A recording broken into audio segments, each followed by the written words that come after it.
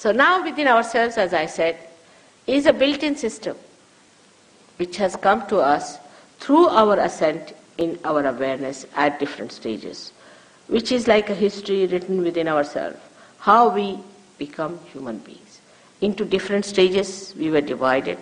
First of all, the stage of the carbon, where we became alive. The dead became the life. That is placed at that point. It is below that great power within us, which lies in the triangular bone, which we call as Kundalini. This power is the power also described in the Bible as the tree of life. I'll appear before you like tongues of flames. But Bible being a very microscopic thing, it cannot be explained, the symbolicism of that, unless and until you get your new awareness or the vibratory awareness, it cannot be explained. Now this power is the power of desire, of the ultimate desire, the only desire, the real desire that we have within ourselves. All other desires become useless. See, in the affluent countries now, people have achieved affluence, they are rich, well-to-do, but they are not happy. People who are extremely affluent, like in Sweden and in Switzerland, they are competing among themselves. How many youths are going to commit suicide? Recently I learned that Swiss people are better off. Many more Swiss people are committing suicide than the people who were young people in Sweden. This is the state where we should realize that affluence, if it was our desire, is not the real desire. Because when we got the affluence, we should have been very happy and joyous people, but we are not. And the basics of economics is that wants in particular may be satiable, but in general they are never satiable, means matter cannot satisfy your wants. So what is the want? What is the seeking one has is hidden in this power, and that is the seeking to become one with God, the yoga, the union with God, what we call the baptism. In the Quran it's called as the Pir. You have to become the Pir, the twice born. It is described in various languages, but the same thing that they have described is the same in every scripture. If you try to follow what it means, you'll be amazed that they all said the same things. Now somebody might say there might be some other methods, Mother. It can be something else that can work it out. There's no other method, because this has been worked out for thousands and thousands of years within yourself since you became carbon, and is all arranged within you by nature. Like somebody can say that a seed has to sprout by some other method. There is no other method for a seed. The seed has got a primule, and the primule has to be awakened, is the only way it works out. In the same way it is going to work out in all of you. This power is to be shaken within you. It is to be awakened within you. If it is awakened within you, it rises. But what is this power? This power is to become one with the Spirit. So this power knows that it has to become one with the divine. Now, we have so many other desires, so we should say, how is it related to that? It's like this, that we have to say, come to Derbyshire and meet you all people. Now we come all the way, we come up to Guildhall, come up here, and don't meet you. Then all my coming, all my travelling is useless because I have not met you. It has no meaning whatsoever. In the same way, all other desires are just to accomplish this desire, the ultimate desire, the desire to become one with the divine. Lots of things can be said about Kundalini. I must have spoken hundreds of times about Kundalini. And to know more about it, you will have to get to Sahaja Yoga and know more about it. But just now, I have told you in brief what is this Kundalini and how it is placed there. Now above that is the second one we treat as the third one, it looks here, is the power of, I was saying up there, this is the center of our seeking.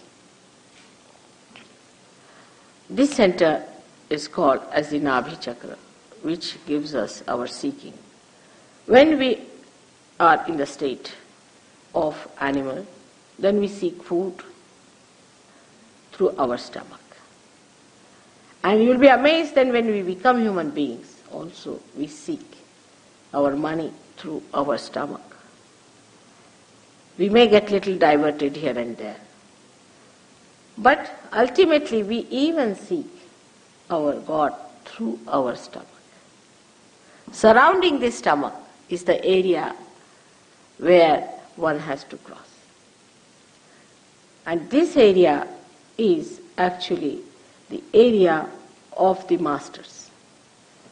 All the primordial masters were born in this area, like Moses, Socrates. There are main basic 10 primordial beings who came on this earth, who came to give us an idea as to our seeking, what we have to do. Basically, they came here to teach us how to balance ourselves.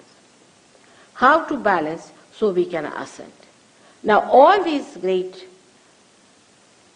prophets or primordial beings, we should say they were the ones who were the masters. They came to inform us that if you cross too much onto the left side or too much on the right side, then you will be falling in your sustenance, in your quality as a human being. As a human being, you have to have a sustenance. And this is the center that gradually unfolds the sustenance from animal to higher animals and to human stage, where a person starts realizing that these sustenances exist within us. That's how all our laws have come. The 10 commandments of the Bible are the 10 sustenances that are within us. These are the 10 gurus who came on this earth to save human beings from getting out of the middle path, going more to the left and more to the right. Now the left side, as you see here, is the side which is the emotional side within us, is also the power of desire. Is the emotional side which gives us our subconscious, and beyond that is our collective subconscious. On the right hand side, we have another power of action, that our desire we try to put in the action, and this power of action gives us our future and sustains our physical and mental activities.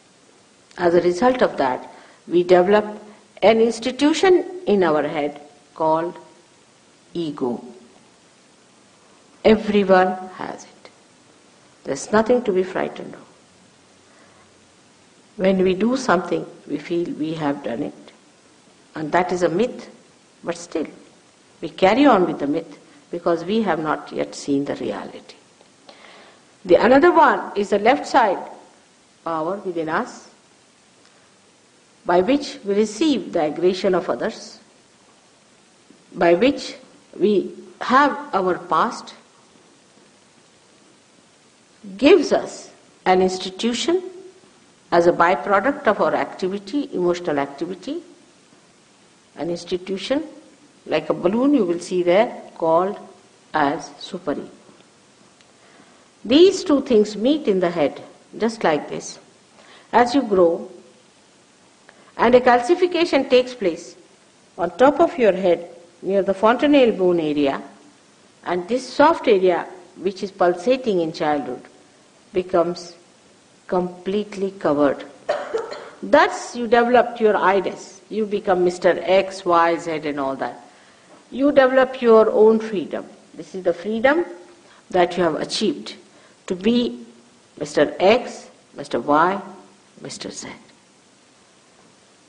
After achieving this, you start using the second center, which is the center of your creativity, the center of your action. Animals do not have any ego.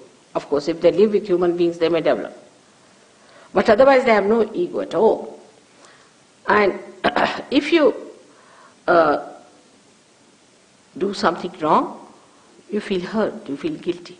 Animals never feel guilty.